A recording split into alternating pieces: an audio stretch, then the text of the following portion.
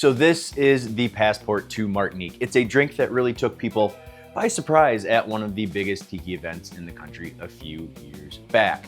So the Hukilau happens every June in Fort Lauderdale. It's the biggest tiki event on the East Coast. It's a long weekend of seminars with the likes of Beach Bum Berry, pool parties, and bars from all over the world set up at the hotel, and the luau's are always packed. Hundreds of people in Hawaiian shirts and a dozen different cocktails being served all at once. So back in June of 2022, the team from Tiki traveled from Ventura, California, all the way to Fort Lauderdale for the Hukilau. And Tiki was serving this specific Mai Tai Riff, and it really didn't take long for the word to spread through the crowd. Hurricane Hayward, who runs the Atomic Grog, said it is the hidden gem of the entire weekend.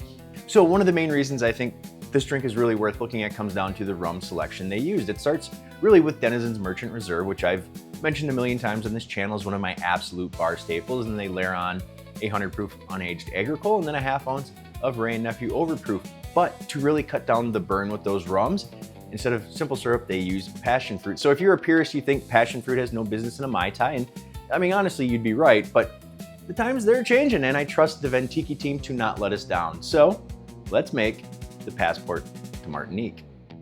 So we'll start with 1 ounce of lime juice, 1/2 of an ounce of passion fruit syrup, 1/2 of an ounce of orgeat, 1/4 of an ounce of dry curacao, 1 ounce of Denizens Merchant's Reserve, 1/2 ounce of an Agricole Blanc 100 proof, and 1/2 of an ounce of Wray & Nephew overproof. We'll then flash blend this drink with ice and dirty pour into a Mai Tai glass.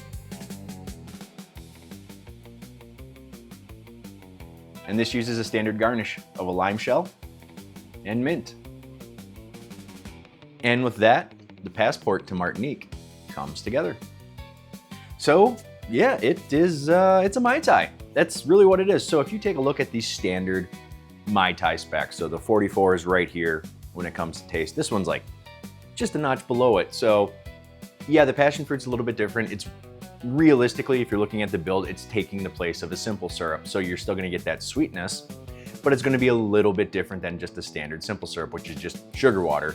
Passion fruit syrup, obviously passion fruit has a way different character profile when it comes to taste. But because of the burn you're getting with the Wray & Nephew, and then you're getting the grassiness from the unaged Agricole, and then the standard, the standard rum and curacao that you would use in a Mai Tai, it's really not that different. It is a very good drink.